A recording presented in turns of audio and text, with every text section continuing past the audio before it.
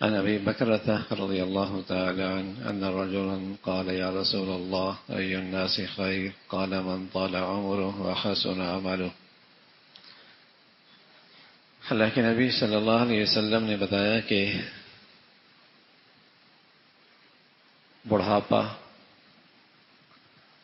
طویل عمر، یہ بھی اللہ کی طرف سے بڑی نعمت ہے، بشرطی ہے کہ وہ نیکیوں کے ساتھ ہو۔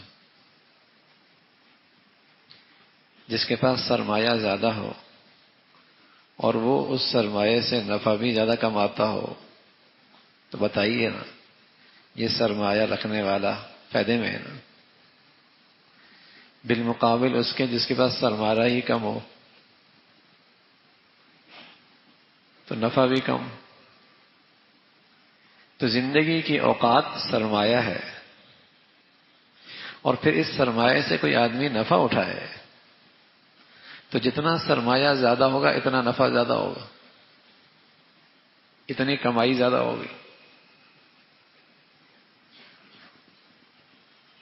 رمضان ہی دیکھ لیجئے، سیزن ہوتا ہے، ایک آدمی کاروباری سیزن لگے، 3 سیزن لگے، اور ایک کے کاروباری سیزن 10 لگے، تو دونوں کی زندگی کے اسٹیٹس میں بڑا فرق ہوتا ہے۔ اور جب کاروباری سیزن لگتے ہیں تو ہم خود دیکھتے ہیں سب کچھ تبدیل ہو جاتا ہے، لوگ کھارا دار سے ڈیفینس آ جاتے ہیں، بادر آباد سے کلفٹن آ جاتے ہیں، سوسائٹیاں بدل جاتی ہیں، گھر بدل جاتے ہیں، کاریں بدل جاتی ہیں، بچوں کا اسکول بدل جاتا ہے، غمی خوشیاں بدل جاتی ہیں، دوست بدل جاتے ہیں، سبھی کچھ بدل جاتا ہے۔ سب جانتے ہیں اچھا سیزن لگ رہا ہے۔ تو کسی خوش نصیب مسلمان کے رمضان کے سیزن لگیں، یہ تو ہو ہی نہیں سکتا میرے عزیزو کہ اس میں بدلاؤ نہ آئے۔ فیکٹری کا سیزن لگے، کارخانے کا سیزن لگے، دکان کا سیزن لگے، تجارت کا سیزن لگے، صنعت کار کا سیزن لگے تو سب کچھ بدل جاتا ہے۔ اور جس کے جتنے زیادہ سیزن لگتے ہیں اتنا ہی اس کا اسٹیٹس بڑھیا ہو جاتا ہے۔ تو جس خوش نصیب کی زندگی میں کئی بار رمضان آئے اور ہر رمضان سیزن لگا، زندگی بڑی لمبی اور ہر سیزن اور ہر دن قیمتی، تو بتائیے نا وہ تو بڑا اچھا آدمی ہوگا، بہت بڑھیا آدمی ہوگا۔ اللہ کے نبی صلی اللہ علیہ وسلم سے پوچھا کہ یا رسول اللہ لوگوں میں ای الناس خیر، لوگوں میں سب سے بہتر کون ہے؟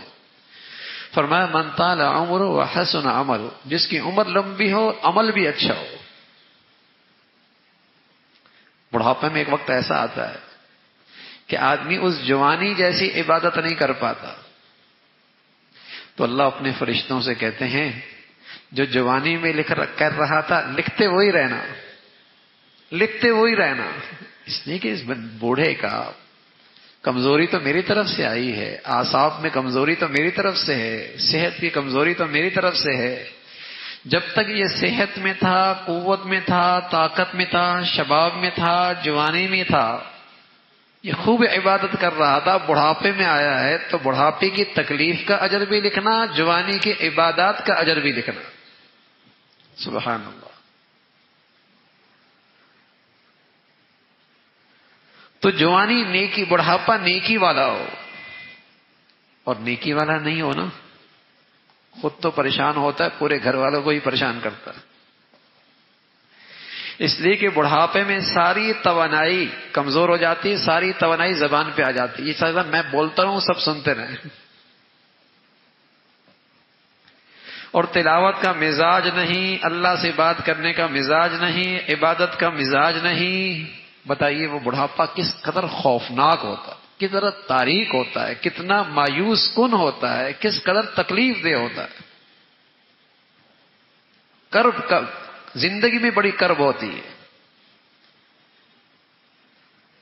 ایسا بڑھاپا، ایسی بڑی عمر جو نیکیوں کے ساتھ ہو، اور بھائی نیکیاں جوانی میں ہوں گی تو نیکیاں بڑھاپے میں بھی ہوں گی نا، صحت میں ہوں گی تو پھر اس میں بھی ہوں گی نا۔ مزاج ہی نہیں ہے نیکیوں کا تو پھر کہاں بوڑھا تلاوت کرتا ہے؟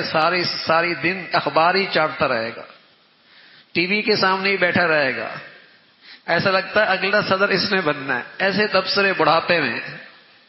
تلاوت کا مزاج نہیں، درود کا مزاج نہیں، ذکر کا مزاج نہیں، دعاؤں کا مزاج نہیں، وہ بیچارہ اس کا وہ بڑھاپا خوفناک ہو جاتا ہے، تکلیف دے۔ تو اللہ کے نبی صلی اللہ علیہ وسلم سے عرض کیا گیا، یا رسول اللہ ای الناس خیر، سب سے اچھا آدمی کون ہے؟ فرمایا من طال عمرہ وحسن عمل، لمبی عمر ہو، عمل بھی اچھا ہو، سرمایہ زیادہ، نفع زیادہ، سرمایہ زیادہ، کمائی زیادہ۔ سرمایہ زندگی کے دن، زندگی کے رات دن، زندگی کا موسم، یہ سرمایہ ہے، یہ بہت زیادہ تو نفع بھی زیادہ، نیکیاں کر رہا۔ آپ علیہ الصلوۃ والسلام سے عرض کیا کہ یا رسول اللہ ای الناس شر، لوگوں میں برا کون ہے؟ فرمایا من طال عمرہ، جس کی عمر لمبی ہے، وساء عملہ، عمل برا ہو۔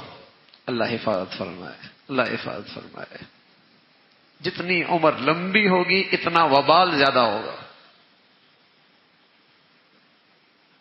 جتنی صحت اچھی ہوگی اور عمل برا ہوگا اتنا وبال زیادہ ہوگا، جتنی دولت زیادہ ہوگی عمل برا ہوگا اتنا وبال زیادہ ہوگا،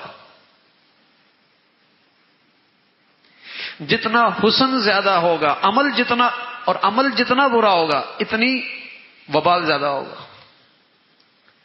صحت نعمت، دولت نعمت، زندگی نعمت، عمر نعمت، لمبی عمر نعمت، لیکن یہ ساری نعمتیں اسی وقت ہیں جب ان کے اندر اچھائی موجود ہو، جب ان کے اندر نیکی موجود ہو، ورنہ تو صحت بھی وبال، ورنہ تو دولت بھی وبال، ورنہ تو زندگی بھی وبال، ورنہ تو لمبی عمر بھی وبال۔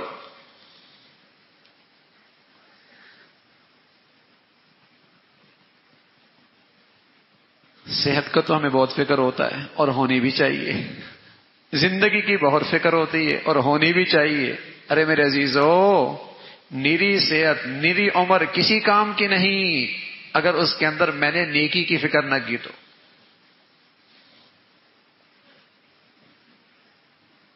اگر نیکی کی فکر نہیں کی تو نیری عمر کسی کام کے نہیں، وبال ہے۔ صحت کی فکر ہوتی ہے، عمر کی فکر ہوتی ہے، ہونی بھی چاہیے، لیکن اس سے بھی زیادہ جس چیز کی فکر ہو کہ میری جوانی نیکی پہ آ جائے، میری صحت نیکی پہ آ جائے، میری عمر نیکی پہ آ جائے، میری جوانی بڑھاپا نیکی پہ آ جائے، ورنہ تو یہ سب چیزیں وبال ہیں۔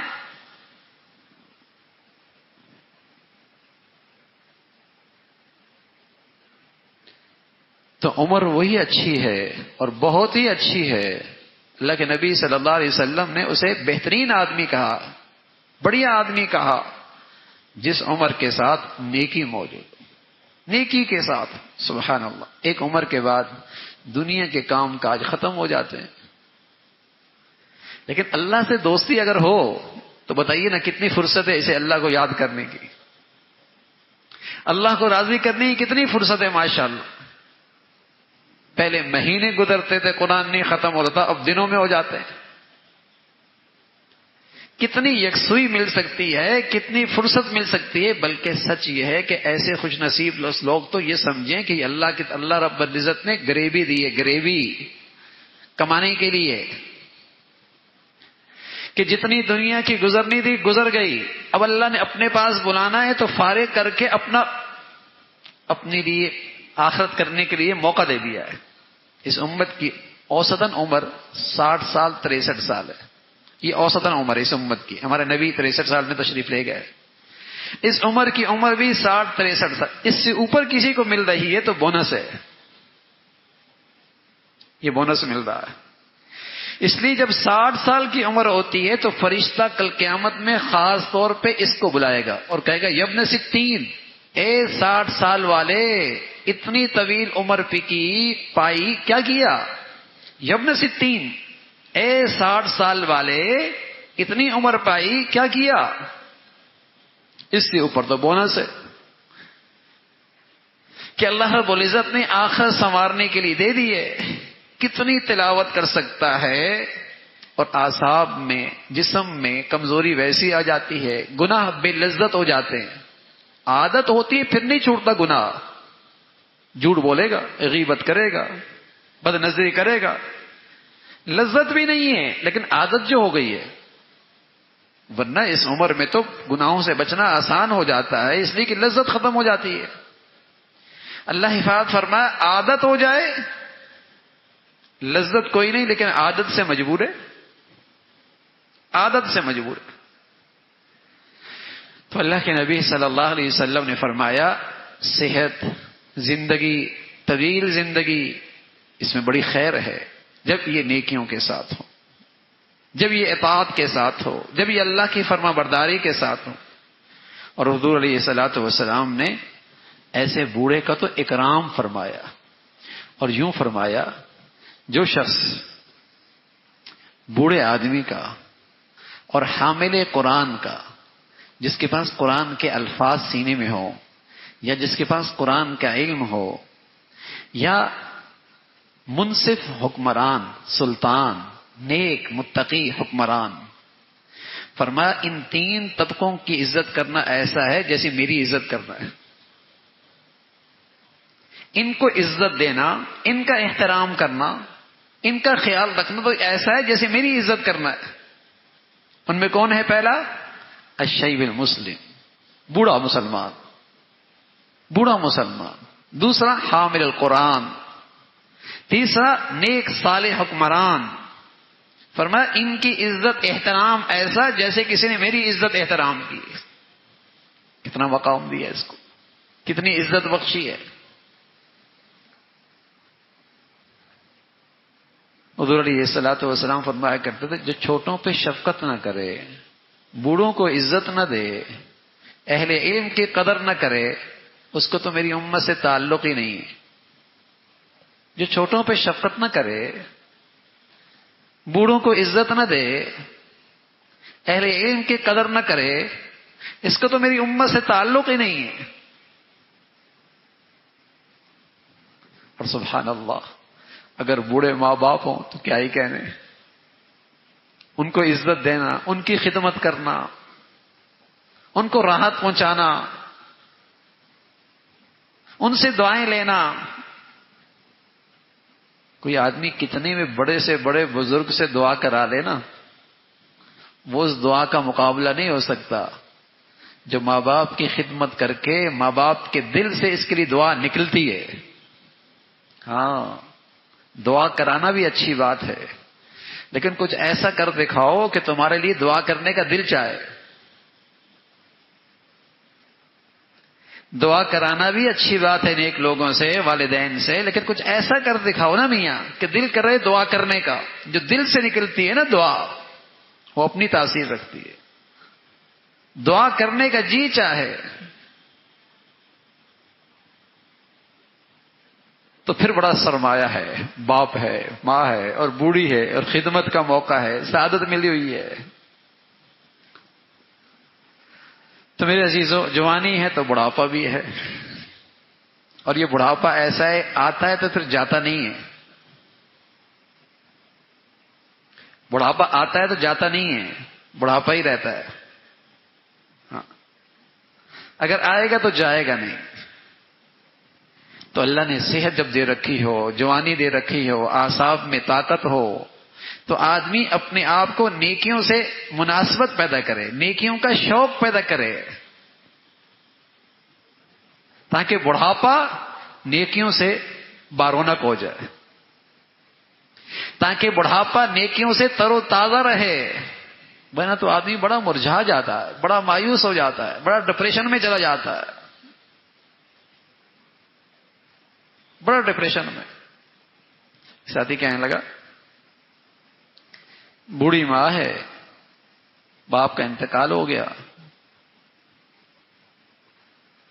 تو وہ عدت میں بیٹھی ہیں، تو وہ کہیں بار بار گھوم سکتی ہیں کیونکہ گھر میں ڈپریشن میں آ جاتی ہیں. تو میں سوچنے لگا کہ گھر بھی کوئی ڈپریشن کی جگہ ہے.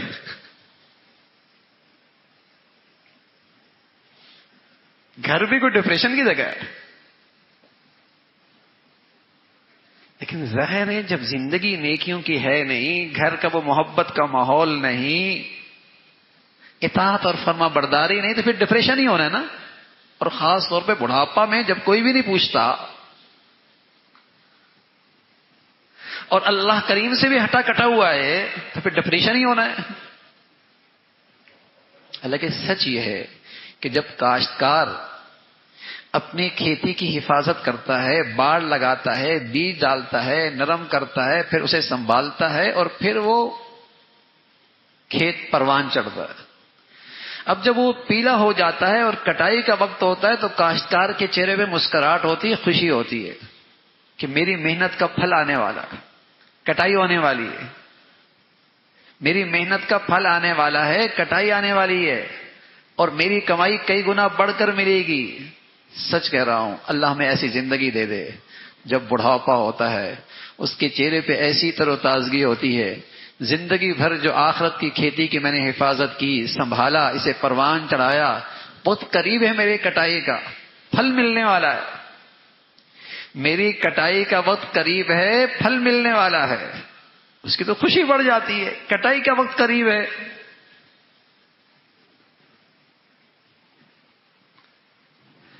لیکن زندگی آخرت کی کھیتی کے لیے گزاری ہو نا، پھر تو بڑھاپا پربہار، بارونق، پرمسرت.